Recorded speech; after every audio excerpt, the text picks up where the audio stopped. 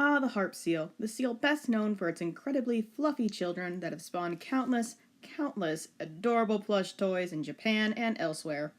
Hello, animal lovers. Welcome to the Zoology Girl channel and to the first episode of the series Species Summary.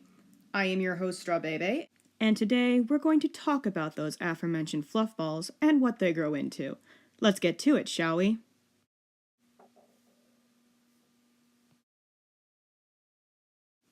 The harp seal, as you probably know, is a mammal adapted to a mostly aquatic lifestyle. It hails from the superorder Leucotheria, meaning its lineage broke off from other mammals in the general area that became Europe and Asia about the time of the dinosaurs. From there, its order is Carnivora. Note, not all carnivorous mammals are in Carnivora. For instance, the killer whale is more closely related to deer, long story don't ask, nor do all Carnivora members have a mostly meat-based diet. See the bear pretending to be a cow for that. What links members of Carnivora is their stiff jaw articulation and the fact that most every member has what's called a carnassial pair in their molars that allows many carnivores to more easily crack open bones. Carnivora is further divided into feliforms and caniforms, which does include dogs, and seals. So yes, the harp seal is technically a sea pupper. Their suborder is Pinnipedidae, meaning flipper-footed, which includes walruses and sea lions, as well as other seals, obviously. From there, they fall under the family of true seals, aka earless seals, aka Phocididae, separating them from sea lions and walruses. Their genus is Pagophilus, of which they are the only member, and their species name is Groenlandicus. Phew, that was a lot. I better practice and get used to that.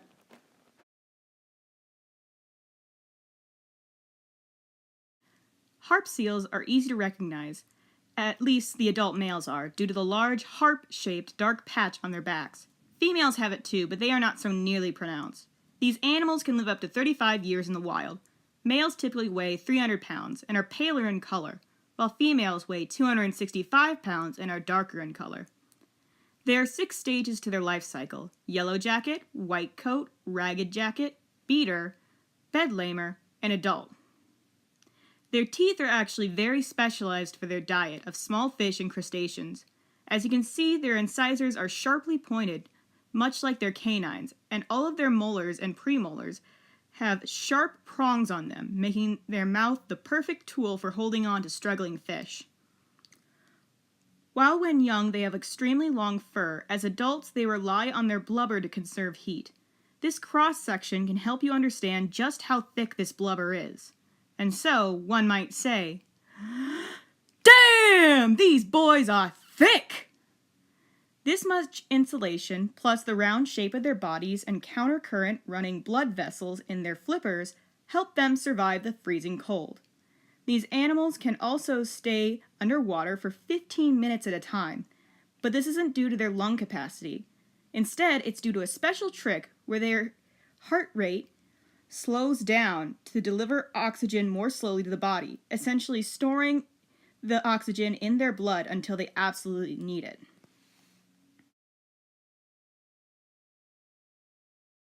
Like many seals, these animals are very social, gathering in huge colonies.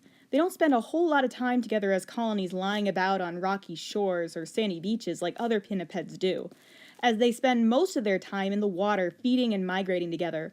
These astounding animals can travel over 6,000 miles in their migratory patterns. Imagine doing that every year or so.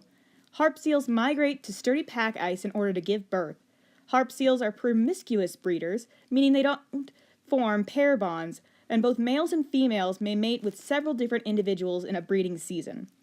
3 months later, due to a special process that some animals can perform called delayed impregnation, the female will become pregnant and begin preparing to give birth.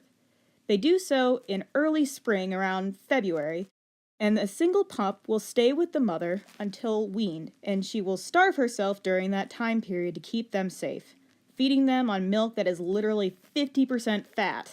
Talk about half and half. However, this only lasts about 12 days before the mother literally abandons the child to find another boyfriend. Hold on a sec. Hey, seal mom. What the heck? They can't even swim yet. What made you think this was a good parenting strategy? Do you have anything to say for yourself? That's it. I'm calling Child Protective Services. Would someone please adopt this fluffy child? On a lighter note, did you know these guys can sleep in water? Seals have a special technique called bottling, where they just float with their nose pointed up, peeking out of the water in order to sleep. It's so cute.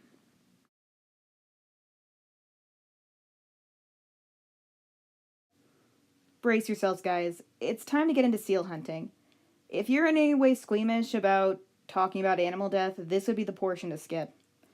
Historically and in modern times, harp seals can be found in and around the Arctic Circle near Greenland.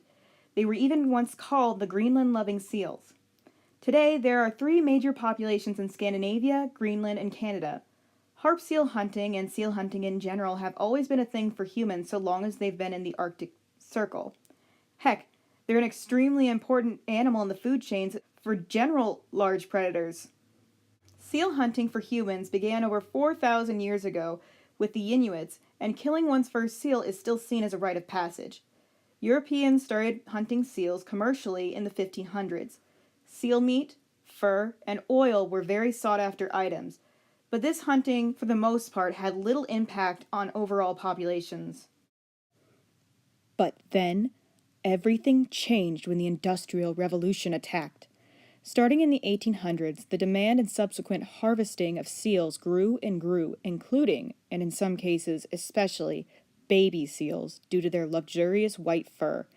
In that time, populations dropped horribly, from 9 million at the start of the century to just under a million halfway through in the 1960s.